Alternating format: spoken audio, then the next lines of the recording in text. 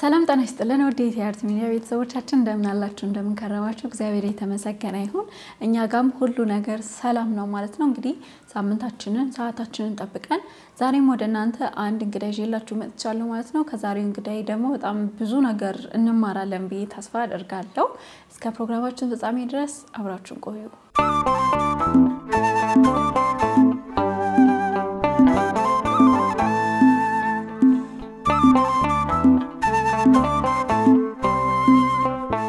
የተመለከታችሁ ያላችሁት ኢቲአርት ነው ዝግጅቱ ደግሞ የወጣቶችን ህይወት የምንዳስስበት ዝግጅታችን ነው ማለት ነው እስከ ፕሮግራማችን ፍጻሜ ድረስ አብራችሁን ቆዩ እንኳን ደህና መጣ ዳኒ እንኳን ተበቃችሁኝ እንዴት ነህ እግዚአብሔር ይመስገን ሁሉ ሰላም ሰላም ነው እግዚአብሔር ይመስገን እስቲ እንታወቅ ዳንኤል ማን ነው ውልደቱ እድገቱ የሚለውን ከሙሉ ስም ጀምሩ ኦኬ እኔ የመጀመሪያ መጠሪያ ስሜ ሻምበል ነበረ የክፍለ ሀገር ልጅ ነኝ ማጀት የምትባል ሀገር ነው የተወለድኩት እኔ ትምርቴንም ከአንደኛ ክፍል እስከ 10ኛ ክፍል እዛ ነው የተማርኩት ከዛ በኋላ 11 እና 12ን ሌላ ሀገር ነው የተማርኩት አጣዬ የምትባል ኤፌሶን ከዛ በኋላ 12ኛ ክፍል እንደጨረስኩኝ ወደ ኮምቦልቻ ዩኒቨርሲቲ ወሎ ዩኒቨርሲቲ እዛ ተመሬ ግራጁዌት አድርጌ በስራ ምክንያት ወደዚህ ወደ አዲስ አበባ መጥቻለሁ ማለት ነው ስንት ጊዜ ነው አዲስ አበባ ከመጣ አዲስ አበባ ከመጣሁ ኦልሞስት 4 አመት ነባሩናላ ነዋሪና ነዋሪኔ ካምባላ እንዴት ነው አዲስ አበባ ኑሮ ያው ብዙ ጊዜ ክፍለ ሀገር ልጆች ትንሽ ይከብደናል እዚህ መተን እስከንላመድና እንዴት ነው አዲስ አበባ ኑሮ የአዲስ አበባ ኑሮ ቻሌንጅ አለው በጣም ቻሌንጅ አለው ምክንያቱም አሁን ክፍለ ሀገር ላይ ከቤተሰብ ጋር ነው የምትኖሪው ብዙ ነገር ምቹ ነገር ነው እና ያን ያክል የቤት ኪራይ ምናምን ብዙ ማያስጨንቅሽም ግን እዚህ የራስሽን ፖቴንሻል ስለሆነ የምትጠቀሚው ያለሽን ነገር አብቃቅተሽ ለመኖር ነው የምትጠቀሚው ስለዚህ እዚህ ያለው ነገር ቻሌንጅ አለው ግን እዛማ ቤት ኪራይም ርካሽ ክፍለ ሀገር በጣም አይገናኝም በጣም እሺ ዳኒ በጣም አመሰግናለሁ የታሪክህን ልታካፍለን ስለመጣክ የልጅነት አስተዳደግ እንዴት ነበር ከመንፈሳዊ ጋር ያለው ነገር ያው ኦርቶዶክስ ነበርክ ልጅ ያለና እንዴት ነበር የልጅነት አስተዳደግ ያው የልጅነት አስተዳደግ ትንሽ ቻሌንጅ አለው እንደሌሎቹ ልጆች ባይሆንም እኔ አስተዳደጌ እንዴት ነው ከናቴ ጋር አብሬ ነው የኖርኩት አባቴ በልጅነቴ ነበር የሞተው ከዛ በኋላ ያለው ነገር በጣም ከናቴ ጋር ያሳለፍኩት ህይወት በጣም ከባድ ህይወት ነበር ምክንያቱም አንዳንዶቹ ነገሮች ባልናገራቸው ግን በኔ ህይወት ላይ ብዙ ቻሌንጆች ስለነበሩ ከዛ አንፃር እናቴ በብዙ ቻሌንጅ ውስጥ እኔን ለማሳደግ እኔን ለማስተማር ብዙ ዋጋ ከፍላለች እና ኦልሞስት 7ኛ ክፍል ከደረስኩ በኋላ ግን ወደ ሌላ ቦታ ነበር የሄድኩት ያ ማለት ከናቴ ተነጥዬ ሄጃለሁ ህይወትን ለማሸነፍ ኑሮን ለማግናት እና ከ7ኛ ክፍል በኋላ ትንሽ ቻሌንጅ ነበር ያደኩት በእንጀራ አባት ስለነበረ ትንሽ ለኔ ህይወት ከባድ ነበር ስራ ለመስራት ብዬ ነው ወደ ሌላ ቦታ ሄድኩት እና አክስቴ ጋር ነበር ያደኩት ምክንያቱም በጣም የዋህና ገር የሆነች አክስት ነበረችኝ እሷ ጋር ነበር እየተማርኩ ስራዬን እየሰራው እሷ ጋር ነበር ያደኩት ከዛ በኋላ ያለው ነገር እስከ 10ኛ ክፍል እሷ ጋር ከተማርኩ በኋላ ልክ 11 እና 12 ደግሞ እኛ ጋር ይሰጣል ነበርም ኦልሞስት እስከ 10ኛ ክፍል ነበር ምንማረው እዛ ከዛ ኤፌሶን የምትባል አጣዬ ሄጄ እዛ ለመማር ሞከርኩኝ ከዛ በፊት ግን መጽሐፍትን ማንበብ እወዳለሁ በባህሪ እና ድንገት ደግሞ አዲስ ነገርም እወዳለሁ እና ምንድነው በቤታችን ውስጥ ፕሮቴስታንቶች አሉ እና መጽሐፍ ይቀመጣል መዝሙሮች አሉ የፕሮቴስታንት ማለት ነው የካሴት የሲዲ እንትኖች መዝሙሮች ነበሩናና በጣም ነው የምጠላው የጴንጤ መዝሙር በጣም እጠላለሁ ስሰማ ራሱ ይሰቀጥጠኛል እውነት ለመናገር ግን አንድ መጽሐፍ አገኘው የህይወት መንገድ እስከ አክሊል የምትል መጽሐፍ ነበርችና እሷን ሳነባት አዲስ ነገር ሆነብኝ ለኔ እና በቤተክርስቲያን የትምህርት ጉዞዬ ብዙ ያን ያክል ጠንካራም አይደለም ደግሞም እንትንም አይደለም ይሄ ሰነፍም አይደለም በጣም ሃይማኖቴን መጠበቅ ሞድ የእግዚአብሔርን ቃል ማከብር ነኝ ግን አላነብም መጽሐፍ ቅዱስ ወቀቱ የለኝም ብዙም ቤተክርስቲያን ለመሄድም የህይወት እንትን አንድ ነገር ገኝ ከሆነ የሆነ አንድ ቦታ እርግጥ ብለ ስላልተቀመጥ ገብቶ የቤተክርስቲያን ትምህርቶችን ለመማር ይሄ ሞር ወደ ቤተክርስቲያን ለመቅረብ የሚመች አልመሰለኝም በሰዓቱ ከዛ አንፃር ያችን መጽሐፍ ሳነባት ልክ መጽሐፍ ቅዱስን ያወቅኩ ነው የመሰለኝ። መጽሐፍ ቅዱስን በደንብ የተረዳሁት ጠንቅቄ ያወቅኩ ነበር የመሰለኝ እና መጽሐፏን ባገኘው ሰዓት አልኩና የአባቶቻችን መጽሐፍ አለና በጣም ትልቅ አባት አለን የእሱን መጽሐፍ 80 አሐዱ መጽሐፍ አንስቼ እያነበብኩኝ ከዛ ያችን መጽሐፍ ሳነባት እውነት ነው ልክ ነው እያልኩ ራሴን መጨረሻ ላይ ግን ሳነባት መጽሐፏ የፕሮቴስታንት መጽሐፍ ነች። አላወቅኩም ነበር። አላወቅኩም እና ጸሐፊውን ሳነበው የጻፈውን ሰው የመጽሐፉን የጻፈው ምናምን ሳነብ ሂስትሪውን ሳጠና ፕሮቴስታንት ነው ሰውዬው። ያችን መንገድ ተጠቅሜ ፕሮቴስታንቶች ለካ ልክ ናቸው የሚል ነገር ገባኝና መዝሙርም ለመስማት ተገፋፋው። በቃ ማለት ወደዛ እየገፋፈኝ ሄደ እና አልወድም እኔ ፕሮቴስታንቶች ሲያስተምሩ ደስ አይለኝም፣ ሲሰብኩ ደስ አይለኝም። ግን ያን ቀን ለማንበብ የነሱን ህብረት ለማድረግ ጓጓው። ከዛ አንድ የማውቀው ሰው ነበርና እሱ ጋር ደወልኩና ትምህርት መማር ፈልጌ ነበር፣ የእናንተን ትምህርት ስለ ጸሎት መማር ፈልጌ ነበር ምናምን ስለው ምን ችግር አለው እና ላስተምረው ብሎኝ ወሰደኝ። በጣም ማከብረው ትልቅ አባት ነው። ሄድኩኝና እሱ ጋር መማር ጀመርኩ እና እየተማርኩ የመጽሐፍ ቅዱስን አጠናን ምናምን ከነሱ የሆነውን ነገር ተምሬ ቀጥታ ተከራካሪ ሆንኩኝ። ቤተክርስቲያንን በጣም ባሰብኝ። ይሄ ማለት ከስንት ዓመት በፊት የነበር ታሪክ ነው? ኦልሞስት 10ኛ ክፍል ገና ብላቴና ነኝ። ስንት ዓመት ቆየበት ማለት ነው? ኦልሞስት ወደ 11 ዓመት ምናምን አልፎኛል። እስማም በጣም በዘና። እሺ ሰባኪውን ካንተ በዛ ሰዓት በቃ የለም እንትን አልኩ። እሺ በዛን ሰዓት ምንድነው ለኔ ቻሌንጅ የነበረው አንዳንድ ጊዜ በእምነታችሁ እንደዚህ ስትገፉ እንደዚህ ስትሆኑ ምናምን እየተባለ የሚነገር የማቴዎስ ወንጌሎች አሉና ስለ ስሜ ትጣላላችሁ፣ ስትገፋላችሁ የሚለውን ዋጋ ትከፍላላችሁ የሚለውን ነገር ያያዩ በቃ የኔ ታሪክ ነው አልክ? ማዘር ጋር ስምል በኢየሱስ ስም ምናምን እላለሁ። ከዛ አንተ ኢየሱስ ምንድነው ማን ነው ምናምን አንተ ጴንጤ ሆንክ እንዴ ምናምን አለ። አዎ ጴንጤ ሆኛለሁ አልኳቸው እና ቤተሰብም ሪጀክት እያደረገ ይመጣ እየገፋኝ መጣ። ስለዚህ የያዝኩት ነገር እውነት ነው ማለት ነው የሚል ነገር ሲሰማኝ በቃ እንድጸና አብሬ እንድሄድ ምናምን መንገድ ሆነኝ። ከዛ ልክ 11ኛ ክፍል ከዛ ሀገር ለቀቄ ወደ ሌላ ሀገር ሲሄድ ቀጥታ ሁሉም ጓደኞቼ ፕሮቴስታንቶች ሆኑ። በቃ ወደዛ ሲሄድ አካባቢክን መሰልክ ማለት ነው። ከዛ የደህንነት ትምህርት ተማርኩኝ። የደህንነት ትምህርት በደንብ ተማርኩኝ ተጠመቅኩ። ከዛ ያንን ካደረኩ በኋላ ኦልሞስት ሰብካለሁ፣ ሁሉ ነገር አደርጋለሁ። ምንም የሚጎልብኝ ነገር አልነበረም። መድረኩ ክፍት ነበር ለኔ። አንድ መጽሐፍ አንብበህ ነው ወደ ስብከቱም የገባው እኮ ማለት ነው ማለት ይቻላል። ግን በዛው ውስጥ ምን አደርጋለሁ? መጽሐፍ ቅዱስ አነባለሁ። ማለት የአዲስ ኪዳን ወይም ደግሞ እነዚህ መጽሐፍቶች ሾርት የሆኑ መጽሐፎች አሉ። እነዛ መጽሐፎች እያነበብኩ ራሴን ቢውልድ ማድረግ ጀመርኩ እና በመንፈሳዊ ህይወቴ እየጠነከርኩ የመጣው መሰለኝ። እና ያለው ነገር በዛን ሰዓት ምንድነው መድረኩም ክፍት ሲሆን እድልም ሲሰጥሽ ሁሉ ነገር ላንቺ የተዘጋጀ ሲሆን መስፈርት የለውም። አሁን እኛ ቤተክርስቲያን ከመጣክ ካየክ ዝም ብሎ ሰው መምህር አይሆንም። ስቲል እንኳን ቴዎሎጂ ተምሮ ጨርሶ ዝም ብሎ ሰው መምህር መሆን አይችልም። ብዙ ውጣ ውረዶች አሉት። ብዙ መንገዶችን አልፈ ነው። አሁን አንተ ግን የሆነ ስትነግረኝ ራሱ እንደዛ ነው ማለት ነው። ይሄ ቶሎ መምህር ይሄን መድረክ ላይ መውጣት ይቻል ነበር።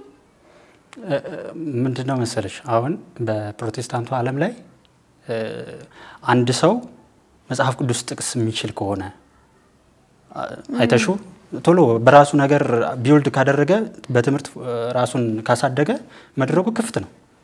ይዘምራል፣ ይሰብካል፣ ነብይነትንም ይቀበላል፣ ልሳን ይናገራል። እንደውም ጥምቀት የውሃ ጥምቀት ካደረገ በኋላ የመንፈስ ቅዱስ ሙላት ይባላል እና ያ የመንፈስ ቅዱስ ሙላት በተካሄደ ሰዓት መንፈስ ቅዱስ ከወረደ አንቺ ላይ ልሳን ትናገሪያለሽ እና ቋንቋ አዲስ ቋንቋ እንትን ታያለሽ፣ ትሬን ታደርጊያለሽ። እና እኔ አንድ ጊዜ አስታውሳለሁ 11ኛ ክፍል ልክ ልጨርስ አካባቢ ነውና ህብረት ማድረገው ሁሉም ቤተክርስቲያኖች ላይ እሄዳለሁ። ሁሉም ዴሚኔሽን ላይ ማለት እኔ መሰረተ ክርስቶስ ነች ያሳደገችኝ። ከዛ በኋላ ግን መካነ ኢየሱስ ሄዳለሁ፣ ሙሉ ወንጌል ሄዳለሁ፣ ሁሉም ጋር ሄዳለሁ።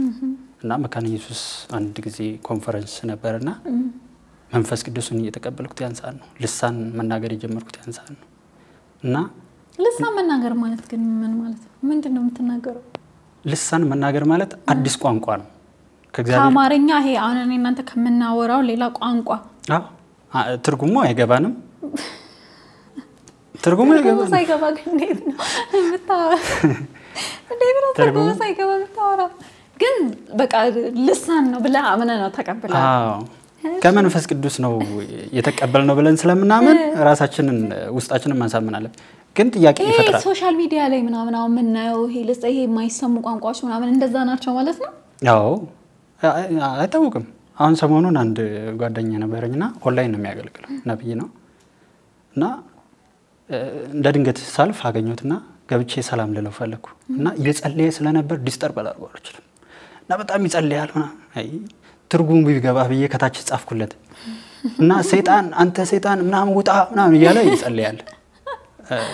ምክንያቱም ትርጉሙን ህዝቡ ቆይ እና እንደዛ ስታደርገው አሜን ማለት ህዝቡ ሪአክት ያደርግ ነበር በደንብ ምንም እንኳን ለነገሩ እንኳን ህዝቡን አንተ መታቀው አንታቀውም ቋንቋው ትርጉሙ ምንም አይገባንም። ግን ለአንዳንዶች ትርጉሙ ተሰጥቷቸዋል ምናምን ተብሎ ይታሰባል እና በጉባኤ መካከል ያ ቋንቋ ሲነገር ልሳን የሚጸልይ ሰው ድንገት ከመጣ አንድ ሰው ተነስቶ ድንገት ትርጉሙን ተቀብያለሁ ብሎ ያዛን ትርጉም ሊናገር ይመጣል። ተናጋሪው ግን ትርጉሙን ያውቀው የተናገረው ሰው ትርጉሙን ሳይገባው ተርጓሚ ይመጣለታል። ሌላ ነብይ የሆነ ተርጓሚ ከመካከላቸው ይነሳል እና ያ ተርጓሚ ከመካከል ድንገት ተነስቶ የሚተረጉመው ተርጓሚ ራሱ ቋንቋ አለው ልሳን ይናገራል። ግን ልሳን እየተናገረ የራሱ የሚተረጉመው ተርጓሚ የለው። ገብቶሻል? አሁን ምሳሌ እኔ ቋንቋ ተናገርኩ አንድ ቋንቋ ራባላራራባ አልኩና የሆነ ነገር ተናገርኩና አንቺ ልትተረጉሚ ተነሳሽ። ተርጓሚው አንቺ ራሱ ልሳን ተናጋሪ ነሽ እና አንተ ማታውቀው ቋንቋ እኔ ተረጉማለሁ አንቺ ግን የራስሽን ቋንቋ መተርጎማች እና በጣም ምን አይነት ውጥንቅጥ ማለት በጣም እኔ ይቅርታና በጣም ይገርም ነገር። ይሄ እኮ በጣም ጨዋታ እኮ ነው፣ ድራማ እኮ ነው። ይሄ ቁጭ ብለን ቲያትር ምናምን ነገር እንደምናየው ላይክ እንደዛ እኮ ማለት እኮ ነው። እሺ በዛን ሰዓት ልክ እንደነገርኩሽ 11ኛ ክፍል እየተማርኩኝ እዛ መካነ ኢየሱስ ይሄንን ቋንቋ አሁን ትሞላላችሁ ምናምን ተብሎ እየተጸለየ አንድ ነብይ ነው እየጸለየ ያለ ታታታታታታ በሏል። ታታታታታታ ስንል እየቀጠለ መጣ። የሆነ ነገር እየተፈጠረ መጣ። ቋንቋ እየጨመረ ያችታታ ነበር ምናቃትና አንድ ጓደኛዬ በጣም ወደው ጓደኛ ነበርኝና ፕሮቴስታንት እሱ ቤት ሄድን አዳር እየጸለየን ተንበርከከን ምንድነው ግን ታታታታ በሏለን ታታታታ አልኩኝ። ከዛ ትርጉሙ ምንድነው ስለው ጨምራ አሁን በለው ይለኛል እና እያልኩት ስመጣ ጨመርኩ ታታታታታ ከዛ የሆነ ሳለ ተቀየረ ልሳን ቋንቋዬ ማለት ታታታ በሚለው ወደ ሌላ ነገር ተቀየረ ማለት እኔ አሁን የምናገረው ቋንቋ ነበር ግን ትቼዋለሁ። አሁን ላይ አቁሜዋለሁ፣ ጠፍቷል ከውስጤ ሙሉ ማለት አልችልም። እና ይሄ ትሬኒንግ እየተደረገ ኦልሞስት 12ኛ ክፍል ስገባ አገልግሎት ነው የመድረክ አገልግሎት ነበረኝ። መሰረተ ክርስቶስ አስተምራኛለች፣ አሳድጋኛለች። ከዛ በኋላ ግን የመጽሐፍ ቅዱስ ጥናት በየጊዜው ይካሄድ ነበር። ሙሉ ወንጌል የመጽሐፍ ቅዱስ ጥናት አጠና ነበር። መሰረተ ክርስቶስ ፕሮግራም ካለ መሰረተ ክርስቶስ ካፈላለው ከዛ ከሌለ ግን ሄጄ ሙሉ ወንጌል ህብረት አደርጋለሁ እና ህይወቴ ከዛ በኋላ እየጨመረ የመድረክ አገልግሎቶቼ በወርሺፕ አገልግላለሁ። ከዛ በኋላ ደግሞ መድረኩ ክፍት ሲሆን ኤምኬሲ ላይ የስብከት አገልግሎትም አገልግል ነበር። ዩኒቨርሲቲ ስልገባስ ህይወት እንደዛ ነው የቀጠለው? አዎ ምንም አልቀነሰም። ያው ከትምህርት ጋር አንዳንድ ነገር ባይሄድልኝም ግን ባለኝ አቅም መጠን አገለግላለሁ፣ ህብረት አደርጋለሁ። የኳየር ህብረት አለን የኛ የራሳችን እዛ ሄደን ፌሎ ህብረት እናደርጋለን። ከዛ በኋላ አገልግሎት ሲኖር አገልግሎታችን በስነ ስርዓት እናካሄዳለን። ከዛ በተረፈ ደግሞ የወንጌል ስርጭት ሲኖር ወጥተን በአደባባይም ሆነ በየቤተ ክርስቲያን እየሄድን ስብከት እናደርጋለን። ማለት የኛ ቤተ ክርስቲያን አዎ እንሄድ ነበር። የኦርቶዶክስ ቤተ ክርስቲያን ሄዳችሁ ወንጌል ስርጭት ተወጡ ነበር? እንወጣ ነበር። ያ ማለት እኮ በጣም ድፍረት ነው። አንዳንድ ጊዜ ህብረት እናደርጋለን። አሁን ምሳሌ መጽሐፍ ቅዱስ እንጠቅስና ለራሳችን ፕሮቴስታንቶቹ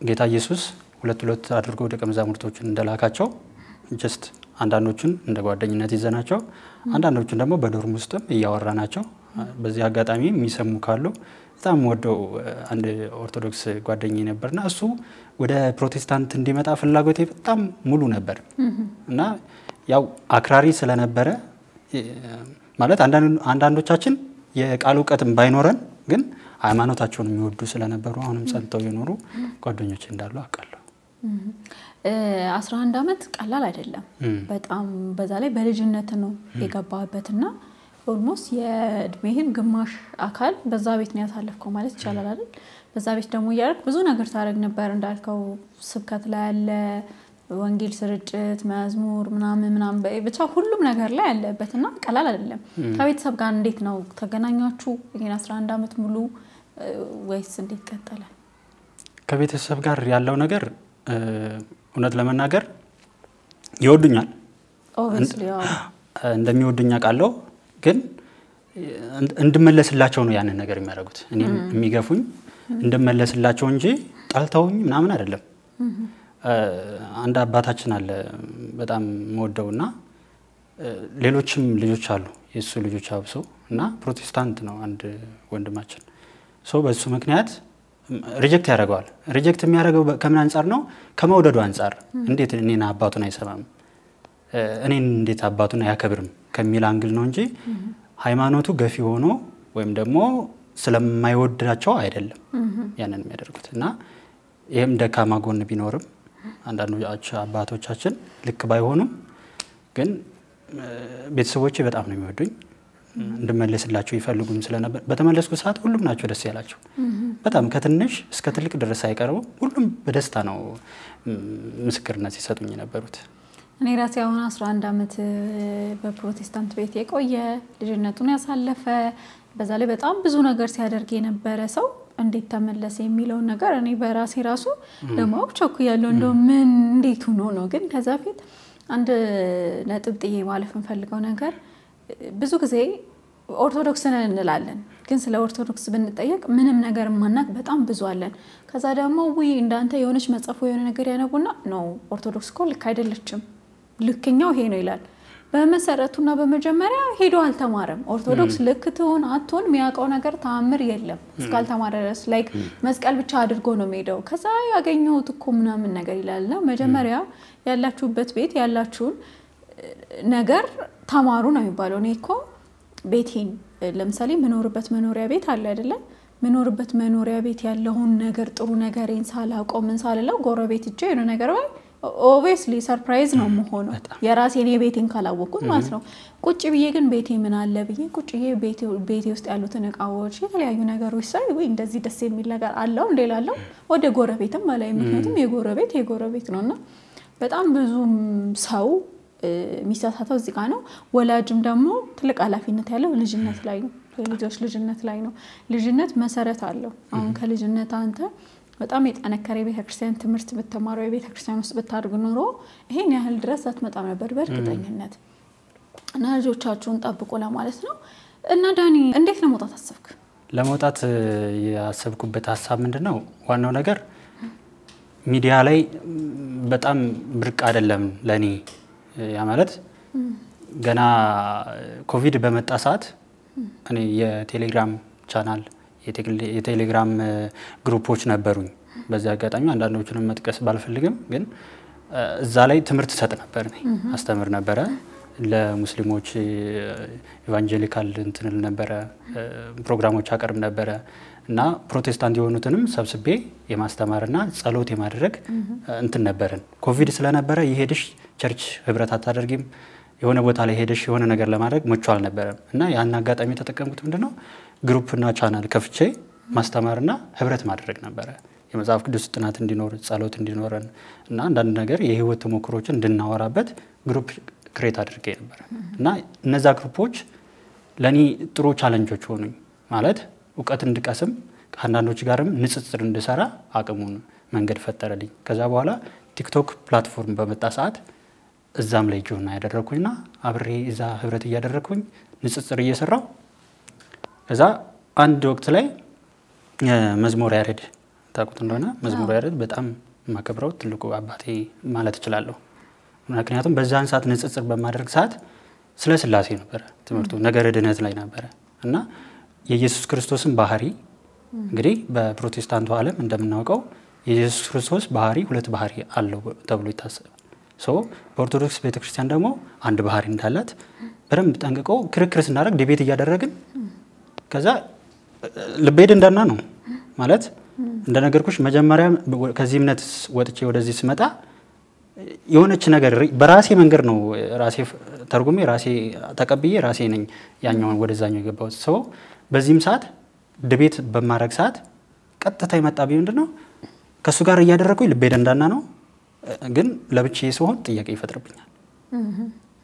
ከዛ ሌላም ጊዜ ተገናኘንና እንደዚሁ ኢዮብ ዘሚካኤል ጋር ፈለገ አትናቴዎስ ምናምን በነበሩ ሰዓት እነሱ ጋር ገብቼ እንደዚሁ ዲቤት ሳደርግ ልክ አይደለም የጥቅስ ዕውቀት አለኝ ግን የመረዳት አይደለም ወይም ደግሞ ዕውቀቱ ኖሮኝ አይደለም ያ ነገር ያደረኩት ምን አደረኩኝ ልክ እንዳልሆንኩ ሲገባኝ ቀጥታ ራሴን እየመረመርኩ ለማንበብም እድል ገጠመኝ።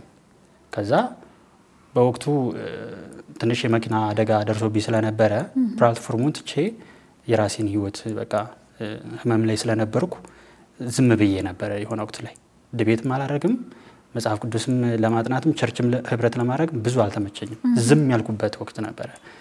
ከስራም ከምንም ተገልሌ ለብቻዬ የኖርኩበት ሰዓት ነበር። በዚህ አጋጣሚ መጽሐፍን ለማንበብ ግን እድል ከፍቶልኛል እና መጽሐፍ ለማንበብ ጊዜ ያገኘሁኝ። ከዛ የሆነ ወቅት ላይ ተነሳውና በቃ ልክ ስላልሆንኩ አሁን መረጋጋት ስላለብኝ ቀጥታ ምንድነው ያደረኩት ገዳም ልሄድ እና አንዳንድ ቤተሰቦችም ነበሩና አትቀየር ማለት ነው ገዳም ለምን አትሄድም የሚል ሪኮመንዴሽን መጣልኝ። በወቅቱ ሌላም ራሴንም ለማጥፋት የሚያስደርገኝ ድርጊት ላይ ነበርኩ እና ራሴን አጥፍቼ ማለት ሞት ደርሶልብኝ ራሴን አጥፍቼ በስራ ሞቼ ደሜ ሁሉ አልቆ ዜሮ ገብቼ እና አከራዬ ያከራየች ሴትዮ በመብርሃን ስም ምናምን ትላለች ያቺ ድምጽ ተሰማኛለች እና ደሜ ፍስስ ብሎ አልቆብኝ የመብርሃንን ስም እየጠራች ሰማዋት። ከዛ ምን መጣብኝ የመብርሃን ስም ሲጠራ ደሜ ጸጥ አለ። የምራን እግዚአብሔርን ጸጥ አለ። ከዛ በፊት ግን ምን አደረኩኝ ቤተሰብና ሰዎች እንዳላስቸግር ብዬ በስነ ስርዓት አልጋዬ ላይ በቃ በስነ ስርዓት ተኝቼ መጨረሻ ላይ የጸለይኩት ጸሎት ምንድነው አባታችን ሆይ የሚለውን ጸሎት ነበር እና አባታችን ሆይ የሚለውን ጸሎት ጸለይኩና እንትን አልኩ ጸጥ አልኩ። ከዛ እሷ በመብርሃን ስም ስትል ደሜ ቀጥ አለ። ኦኬ እንደዚህማ ከሆነ በቃ ለምን ገዳም አልሄድም በቃ ሄጄ እስኪ ራሴን ላረጋጋና ሌው አልኩኝ። ከዛ ቀጥታ የተነሳሁት ምንድነው አክስቴ ነበረች በዚህ አጋጣሚ ዙ ስለመጣች ከሷ ጋር መታ እኔን እያጽናናችኝ ምናምን ከህመሜ እንዳገግም ሰፖርት እያደረገች ነበር እና ሁሉም ፕሮቴስታንቶች በዛን ሰዓት ሁሉም ጠሉኝ ሁሉም መራቁኝ። ኦኬ ጥሩ ነው። ስለዚህ የሆነ ብቁ ሲሆን ብቻ ነው የሚፈልጉኝ ማለት ነው እነሱ የሆነ ደረጃ ላይ ሲደርስ ሰባኪ ሲሆን ወይ ደግሞ አገልጋይ ሲሆን ነው የሚወዱኝ እዛ ላይ ነው የሚወዱኝ ማለት ነው አገልግሎታቸው ላይ ነው የሚወዱኝ ማለት ነው አልኩና ኦኬ ስለዚህ እናቴን ልጥራ ጸበል ልሂድ በቃ እንደዚህ የሚያደርገው እኮ ሰይጣን ሊሆን ይችላል ራስ እንድታጠፋ የሚያደርገው ሰይጣን ሊሆን ስለሚችል ገዳም ይሄዳሉኝ እና አለቃዬም ነበረ በዛን ሰዓት እኔን እያጽናናኝ የነበረው አንዱ ገዳም ተነሳውና ሄድኩኝ ሰሚነሽ ኪዳነ ምሕረት እዛ ሄድኩኝና በጣም ተረጋጋሁ። ማለት ብዙ እኮ የሚያስጨንቀኝ ነገር አለ ብዙ ቋጥሮ የሆነብኝ ነገር አለ የተጸጸኩት ማለት አንዳንድ ጊዜ ውስጥሽ የሚጠይቅሽ ጥያቄ አለ የህይወት ጥያቄ የህይወት የመንገዶችሽ ጥያቄዎች እያንዳንዱ ጥያቄዎች ኖርብሻልና ፐርሰናል የሆነ ላይ ማለት ነው እነዛን ጥያቄዎች እናገራለሁ ጸልዩ ይባላል በቃ ጸልያለሁ እና ያችን እድል ሳገኝ መዝሙር ለምን አልሰማም አልኩና እየተጠመቅክ ማለት ነው እየተጠመቅኩ ነው እዛ ፕሮግራም አድርገው ከዛ ሁሌ የምጸልየው ምንድነው አጠገቤ ጎኔ ሆነሽ የሚለው እንትና ያቤል መዝሙር አለ አጠገቤ ጎኔ በዙሪያዬ እንዳለሽ እንደዚያ ነው ልቤ የሚያወራሽ እያልኩ የኪዳነ ምሕረት እሱን እንትን እያልኩ ነው ሁልጊዜ የምጸልየው እና ውስጤ በዚህ ነገር ተነክቷል ማለት ልቤ ደግሞ መረጋጋትን ሲያይ ኦኬ ሰላም ያለው እዚህ ነው እርስ ታደርገዋለሁ የዓለምን ነገር በቃ እርግፍ አድርጌ እዛ ስሆን ሰላም ይሰማኛል እኔ እንደውም የበረከት ስራ ልስራ አለና እወጣለሁ ከወንድሞች ጋር ህብረት አደርጋለሁ እና ከነሱ ጋር ስውል በጣም መንፈሳዊነቴ ደስ ይለኛል ግን ደግሞ እዛ ከአንድ ወር ምናምን በላይ ቆይቻለሁ እና እዛ በነበርኩ ሰዓት የቤተክርስቲያኒቱ የገዳሚቱ አስተዳዳሪ እኔን ሰፖርት ያደርጉኝ ነበር መምህር መታሰቢያ በዛ አጋጣሚ በጣም ወደው መጽሐፎችን በመግዛት ሰፖርት ያደርገኝ ነበር እና እንዳነብ የእግዚአብሔር ቃል ዕውቀት እንዲኖረኝ ይፈልግ ነበር እና ያጽናኑኝ ቢሮአቸው ይሄዳለሁ አገኛቸዋለሁ እና የእያንዳንዱን እንትን ላይ ሳተፍ ነበር የበረከት ስራው ላይ ይገኛለሁ ትምህርትም ሲኖር ትምህርቴን እማራለሁ እና እንደዛ ያደርኩ አሳለፍኩኝ እና ሰሚነሽ ኪዳነ ምሕረት ለኔ ብዙ ነገር አድርጋለች ግን ይሄ የስጋዊ ነገር አይደለም አንዳንዶች አሁን ምን ተደረገልን ምን ተሳክቶልን ምን ኖሮ ሆኖ ምናምን ይላሉ እኔ ይሄ እኮ ተተነው ምን ሄር ነው የምድር ነገር ተተነው ምን ሄር ነው የውስጥን ሰላም ግን ማንንም አይሰጥም ለዛ እኮ ነው ጌታ ኢየሱስ ክርስቶስ ሰላሜን እተውላችኋለሁ ያለው ለዛ ነው እና ሰላም የሚሰጠው ኢየሱስ ጋር ስንሆን ህብረት ስናደርግ ከእግዚአብሔር ጋር የእውነት እርቅ ስናደርግ ነው እንጂ ይሄ የምድሩን ነገር መብላት መጠጣት መዝናናት የሰውነት መወፈር መገበድ ጡንቻ የማጠንከር ጉዳይ አይደለም መንፈሳዊነት እና እኔ ሰሚነሽ ኪዳነ ምሕረት ገዳም በሄድኩኝ ሰዓት በጣም ውስጤ ተረጋግቶ ነበር ውስጤ ሰላም አግኝቶ ነበር እዛ መራብ አለ መጣማት አለ ምክንያቱም ገዳም ነው ያለ ነው ይሄ የዓለም ቦታ አይደለም ገዳም ላይ ስንሄድ ስለዚህ እዛ ቦታ ላይ ሲሆን ጥሬ እየበላን ሆዳችን ይጠግባል ውሃ እየጠጣን ጸበል እየጠጣን ውስጣችን ሰላም ይሆናል እና ዓለምን እርስ ታርገሽው እኔ ምን አለ ሁሉም ነገር ትቸው ገዳም ላይ ብቀመጥ ያልኩበት ነው እና ደስተኛ ነኝ በዚህ ህይወት በዚህ አጋጣሚ ይሄንን ፕሮግራም የሚከታተሉ ካሉ እስኪ ራሳቸውን ይፈትሹት ሄዶ ቼክ ያድርጉት የዓለምን ነገር ትተውት የሚበላ ይሄ ሰውነትን የሚያወፍረው ነገር ትተውት እስኪ መንፈሳዊ ነገርን እናደልበው በዛ አጋጣሚ ለወጣቱ መምከር የምፈልገው እኔ የምጸጸትበት ነገር አለኝ ባለመማሬ ትክክለኛ ይሄ የደህንነት ትምህርት ወይም ደግሞ ከክርስቶስ ጋር የሚያገናኘኝ ትክክለኛውን ትምህርት ባለመማሬ እጸጸታለሁ አንዳንድ ፕሮግራሞች ላይ ስቀርብም በእንባ ነው የምናገረው ይሄን ነገር ለምን ብትይ ወጣትነትሽ ከተበላ ልጅነትሽ ከተበላ በኋላ ድንገት ስታቂ ትጸጸቻለሽ ምን ነው ባላደረኩት የምትይው ነገር አለሽ ምን ነው ባላደረኩት ይሄን ነገር ለምንድነው የሆነው ይሄ ሁሉ በህይወቴ ብለሽ ትጠይቂያለሽ ራስሽን እና ወጣቱ እንዲማር ፈልጋለሁ አሁን ሳለ ራሱን አብዴት እንዲያደርግ በእግዚአብሔር ቃል ሞላት የእግዚአብሔር ቃል ሲናገር በቀረውስ ወንድሞች ሆይ በጌታና በኃይሉ ችሎት የበረታችሁ ነው የዲያብሎስንም ሽንገላ ተቃወሙ ዘንድ እንዲቻላችሁ የእግዚአብሔርን ዕቃ ጦር ሁሉ ልበሱ ውጊያችን ከደምና ከስጋ ጋር አይደለም ከሰማያዊ ስፍራ ከሚገኙ ከርኩስ መናፍስት ጋር ስለሆነ ይሄ የስጋዊ ውጊያ አይደለም በሌላ ክፍል ላይ ደግሞ እንደዚህ በቆሮንቶስ መጽሐፍ ላይ ሲናገር ውጊያችን ከደምና ከስጋ ጋር አይደለም ምክንያቱም ለምንድን ነው ከተባለ እንደ ሰው ልማድ ምንም እንኳን የምንመላለስ ብንሆን እንደ ሰው ልማድ አንዋጋም ይላል ውጊያችን የደምና የስጋ ጋር አይደለም እና ሰዎች ውስጥ ያለ ትክክለኛ ያልሆነ ማለት የእግዚአብሔርን እውነት የመካድ ወይም ደግሞ የእግዚአብሔር ያልሆነውን ነገር የመቀበል እንዳይሆንብን እግዚአብሔርን እንዳንገፈው ፈራለሁ እግዚአብሔርን ወደ ውጪ እንዳንጥለው በጣም ፈራለሁ ምክንያቱም ባለችን ዘመን ላይ እግዚአብሔርን እናስደስተው ድንገት ነው ራሳችን በራሳችን እንኳን ለማጥፋት ብንሞክርም እንደማንጠፋ ማወቅ አለብን እግዚአብሔር ራሱ ነው በፈጠረን ሰዓት በወደደውን ሰዓት የሚወስደን ራሱ ብቻ ነው እና በዛ አጋጣሚ ወጣትነታችንን ለእግዚአብሔር እንስጠው ይሄ ከንቱ ዓለም እንትሆ አይጠቅመንም። ድንገት ነው የምናልፈው። እንደ እንፋሎት ትን ብለን ነው የምንጠፋው። ድንገት ጠዋት ላይ አይተሽው ጤዛን ስትመለሽ ታጨዋለሽ። እና የኛ ማንነት እንደዛ ነው። ድንገት የሆነ ያበብን ፍሬያማ እንመስላለን፣ ግን ክስም እንላለን የሆነ ሰዓት። እና ያ ህይወት ሳይመጣ ጉብዝናችንን በወጣትነታችን ሰዓት ጉብዝናችንን አንድ ታሪክ ማቀው ታሪክ አለ በጣም ወዶ አንድ ሴትዮ እንትን የእግዚአብሔር ቃል እየተነገራት ሁሉ ጊዜ ይነገራታል። አሁንም ይነገራታል። በጣም ውብ ነች፣ መልኳ የሚያምር ነው። እና በጣም ውብ ስለነበረች ሰውየው ለምን የእግዚአብሔርን ቃል አልነግራትም እያለ ሁሉ ጊዜ ሼር ያረጋታል። የእግዚአብሔርን ቃል አትንገረኝ፣ እንደዛ አይነት ቃል አትንገረኝ፣ እኔ እኮ ገና ወጣትነቴን አልተጠቀምኩበትም፣ ገና ብዙ ነገር ይጠብቀኛል። ስለዚህ እግዚአብሔር እያልክ አትንገረኝ። መናገር ያለብህ አሁን እስኪ ተደሰች ይበለኝ እንዲህ በለኝ የሚለውን ነገር ነው የምፈልገው እንጂ እግዚአብሔር ቆረቆ እንዳይፈልግም። ያንቺ ካረጀሽ በኋላ ስትመጪ አይፈልግሽም። ወጣትነትሽን ነው የሚፈልገው። እና ወጣትነትሽን ተጠቀሚበት፣ ለእግዚአብሔር አደራ ስጪው ይላት ነበር ሰውየው። ግን እሱ አልተቀበለችው።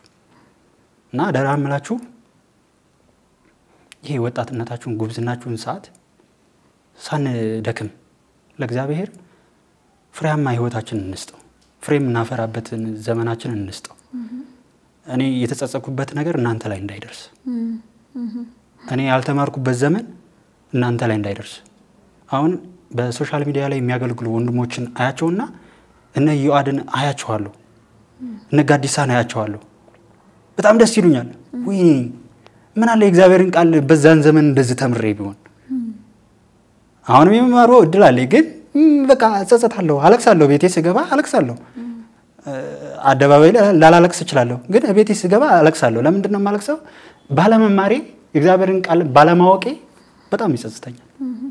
ያው የክፍለ ሀገር ልጅ መሆን ትንሽ ቻሌንጅ አለው በመንፈሳዊ ዙሪያ።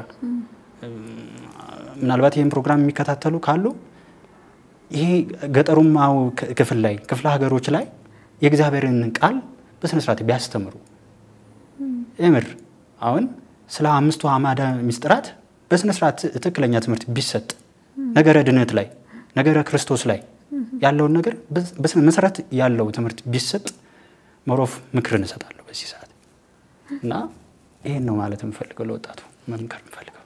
በጣም ነው ደስ የሚለው በእውነት የ11 አመት የስቃይና የጨለማ ህይወት አንድ ወር ባልሞላ ጊዜ ተቀይሮ ዛሬ እዚህ ላይ ቁጭ ብሎ እግዚአብሔርና እመቤታችንን መመስከር ስለነሱ መናገር ቀላል አይደለም። ምናልባት ምን ተረዳው መሰለ እግዚአብሔር ህይወትን ባንንም በሌላም ነው የሚለውጠው። እግዚአብሔር ምናልባት ያንተን ከመኪና የመኪና አደጋውም የመጣው እንድትለወጥ ቢሆንስ ገብቷል። እሱ ባይመጣ ኑሮ ብቻንም አትቀመጥም፣ ዲፕሬሽን ውስጥ አትገባም፣ ጓደኞች አይርቁ ምናምን ነገር እንደዛ አይደለም። ከዛ በኋላ ነው ወደ ራስ መመለስ ይጀመርከውና ያንተ የመመለሻ መንገድ አድርጎ አዘጋጅቶልህ ቢሆንስ ይሄን ያለን ጉዳት አልደረሰብም አይደለም። በመኪናው አደጋ እግዚአብሔር ጠብቆሃል። ለዛ በአንድም በሌላም ነው የሚለውጠው የሚባለው ነገር እውነት ነው። ከይሄ ከንግግር ባለፈ ከወሬ ባለፈ በተግባር ነው። እኔ አሁን በጣም ብዙ ወጣቶችን ጋብዛለሁና የሚገርም የሁሉም ሰው መመለሻ መንገድ በጣም ነው የሚለያየው ነው። በጣም ነው የምገረመው። በቃ በማታስበው በማያስቡት መንገድ እግዚአብሔር ይጠራል። በመኪና አደጋ መጠራት ማለት እንዴት እንደውም እንዴት መኪና አገልጋይ ኩኝ ምናምን ማለት ትችል ነበር በሰዓቱ። ግን ያ የመመለሻ መንገድ ነው። እግዚአብሔር ይመስገን ሰሚነሽ ኪዳነ ምሕረት ሄድክ። ሰሚነሽ እንደ ስሟ ናት። እዛ ቄደር ተጠመቅ የክርስትናውን ህይወት ትክክለኛውን ኢየሱስ ያለበትን ህይወት አንድ ብለህ ጀመርክ ማለት ነው። ሶሻል ሚዲያ ጥቅሙ ይሄ ነው። በጣም ብዙ ልጆችም እየተመለሱበት ነው። ለዴይ ቱ ዴይ ላይፍክ ስላሉ የምትፈልገው ነገር በቀላሉ መጠየቅ ትችላለህ። ቤተክርስቲያን ከመሄዱም ባሻገር የንሳባት ከማናገሩም ባሻገር ማለት ነውና በጣም ደስ ብሎኛል ስለመጣኩነት እና እግዚአብሔር በጣም በብዙ ነው የጎበኘ። እጅግ በጣም እድለኛ ነን። አሁን እንዴት ነው ምን ይሰማል? አሁን በጣም ተረጋግቻለሁ። ማለት የሚያውቁኝ ሰዎች ያውቃሉ። በጣም ችኩል ነኝ፣ ለነገሮች በጣም ቸኩላለሁ። አሁን ግን ነገሮችን በተረጋጋ መንገድ ነው ማድረግ የምፈልገው። ዘመኔም እንዲያልቅ የምፈልገው በዛ ውስጥ ነው። ምክንያቱም እርግጥ ስትይ ነው ብዙ ነገሮችን የማያመልጡሽ። በቸኮልሽ ሰዓት ብዙ ነገር ያመልጥሻል። ጊዜሽን ታባክኛለሽ። በነገራችን ላይ የቸኮለ ሰው ይመስለዋል ጊዜን ቶሎ እየጠበቀ የሚመስለው፣ ግን ስትቸኩይ ብዙ ነገር አባክነሽ ነው፣ ብዙ ነገር ሰባብረሽ ነው የምታልፊው። እና በዚህ ሰዓት ላይ በጣም እርግጥ ያልኩበት ሰዓት ነው። እና እኔ አንዱ ምክንያቴ ወደ ቤተክርስቲያን እንድመለስበት ምክንያት የሚሆነኝ ወንድሞቼ ቢሆኑም እነ መዝሙር ያሬድ ቢሆኑም እነዚህ የንጽጽር ስራው ላይ ቢሆንም ግን ደግሞ የመኪና አደጋ በደረሰብኝ ሰዓት ቀኑ በ21 እና እስከ 23 ድረስ ነበር እና እናቴ ማርያምን በጣም የምትወድ እናት አለችኝ እና በጣም ነው የምትወዳት። ቤተሰቦቼ በሙሉ ማለት እችላለሁ። ግን ስለ እናቴ ነው አብዛኛው መናገር የምችለው ምክንያቱም እሷን ነው የማውቀው። እና በጣም ትወዳለች እና እህትም አለች። በዛ አጋጣሚ እህቴም ሰሚነሽ ኪዳነ ምህረትን በጣም ትወዳለች። እዛ ሄዳ ገዳም ቆይታ ምናምን ትመጣለች። አሁን ውጭ ነው ያለችው እና እዛ ደርሳ ስትመጣ እንዲህ አድርጉልኝ ዝክር ዘክሩልኝ አንቺ ቆይ ለጣዖት እንደዚህ የምታደርጊው ለምንድን ነው ምናምን እንላት ነበር። እንዴ አይሰሙሽም ምናምን ነበር። ግን አደጋው በሚካሄድ ሰዓት በ21 ራሴንም ላጠፋ ባልኩበት ወቅት ላይ ጠብቆ ጊዜውን ጠብቆ በዛን ወቅት ውስጥ ነበር ከ21 እና እስከ 23 ድረስ በሆነው ቀናቶች ውስጥ ብዙ ፋይቶች ዋጋ የምከፍልበት ቀናቶች ናቸው። እና እኔ የስለት ልጅ ነኝ እንደ እናቴ እላታለሁ። አንዳንድ ጊዜ በስለት ነው እንዴት ወለድኩት እኔ እላታለሁ። እና አልመለሰችልኝም እስካሁን ድረስ። እና አንዳንድ ጊዜ የህይወታችሁ ላይ እንዴት እንደምትለወጡ መንገዱን በምን እንደው አጣቁትም እግዚአብሔር የሚቀይርበት። በጣም ደስ ይላል። እውነት እኔ በጣም ደስ ብሎኛል። ስለመጣክም ደግሞ እጅግ በጣም ደስ ብሎኛል። ከዚህ እንግዲህ በላይ ደግሞ ደርሰን ብዙ ነገር የምንወያይበት ጊዜ ይመጣል። ግን እንደው በመጨረሻ አሁን ምን ስራ ላይ ነው? ምንድነው ግራጁዌት ያደረከው? ምን ስራ ላይ ነክ ያለው? አክቹሊ አሁን ከአደጋው በኋላ ትንሽ ፈተና የተፈተንኩበት ሰዓት ነው። ስራ በማጣትም ሊሆን ይችላል። በተለያዩ ነገሮች ትንሽ ተፈትኛለሁ እውነት ለመናገር። ምንድነው እኔ ግራጁዌት ያደረኩኝ በቴክስታይል ኢንጂነሪንግ ነው ተመርቄ የወጣሁት። ኦልሞስት ጄጄ የሚባል ካምፓኒ ውስጥ 1 አመት ከ8 ወር ሰርቻለሁ እዛ ሱፐርቫይዘር እና ኤክስኪዩቲቭ በመሆን እና ከዛ በኋላ ግን ስላልተመቸኝ እዛ ካምፓኒ ውስጥ ለመቆየት የውጭ ካምፓኒ ነው ያው እንደምታውቁት ጄጄ የእንትኖች ስሪላንካዎች ናቸው እንትን የሚሉበት ኦነሮቹ ሶ እነሱ ትንሽ ሃርድ ስለነበሩ ከዛ ሪዛይን አድርጌ ወጥቼ የግል እንትን ውስጥ ገብቼ ነበር ይሄ ፈርኒቸር ስራ ውስጥ እና እዛ ኦልሞስት 1 አመት ከምናምን ሰርቻለሁ ሴልስም በመሆን አንዳንድ የእንትኖችንም ይሄ ልኬት ሜዠርመንት ምናምን በመስራትም ሰርቻለሁ። ከዛ በኋላ ግን ቻሌንጆች ስለነበሩ ያለ መግባባት ነገሮች ስለነበሩ በዛ ምክንያት እኔም አደጋ ደርሶብኝ ስለነበረ ኦልሞስት ጸበል መቆየት ፕሮግራም ስለነበረኝ በዛ ምክንያት ቀርቼ ነበረ። ሶ አሁንም ስራ እየፈለኩ ነው ኦልሞስት እንደ እግዚአብሔር ፈቃድ ይሁን ብለን ነው ዘም ምንላል። በጣም ጥሩ እንግዲህ ተመልካቾቻችን አንዲት ነፍስ ወደ ቤተክርስቲያን መመለስ እኛን አይደለም መላእክትን በሰማይ ያስደስታቸዋልና ከብዙ ቻሌንጆች በኋላ ከብዙ አክሲደንቶች በኋላ ነው ዛሬ እዚህ ላይ የደረስከው። ሶ አሁን ባላቸው ነገሮች ሁሉ የስራ እድል ያላችሁ ውድ ኦርቶዶክሳውያን ከስር በመናስቀምጥላችሁ ስልክ ቁጥር እየደወላችሁ ወንድማችን ዳንኤልን ማግኘትና ማውራት ትችላላችሁ ማለት ነው። በርታ ማለት በራሱ ትልቅ ዋጋ ስላለው ማለት ነው። ከስር ስልክ እናስቀምጥላችኋለን። በርታ በሉት። የስራ እድልም ካለ አመቻቹለት ለማለት እንወዳለን።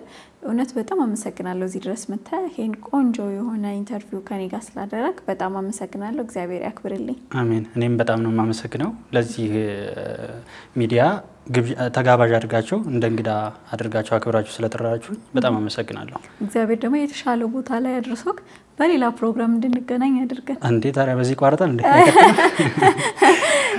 አይቋረጥም። በጣም አመሰግናለሁ ዳጊ በድጋሚ። እኔም አመሰግናለሁ። ተመልካቾቻችን እንግዲህ የዛሬው ከዳንኤል ጋር የነበረን ቆይታ ይሄን ይመስላል። በጣም ብዙ የሚያስገርምና የእግዚአብሔርን ታምር የእመቤታችንን ታምር ያያችሁበት ዝግጅት እንደሆነ ምንም ነገር አልጠራጠርም። ምክንያቱም እኔ በጣም የተማርኩበትና ያየሁበት ስለሆነ ማለት ነው። በቀጣይ በሌላ እንግዳ እስከምንገናኝ ድረስ ቸር ቆዩልኝ።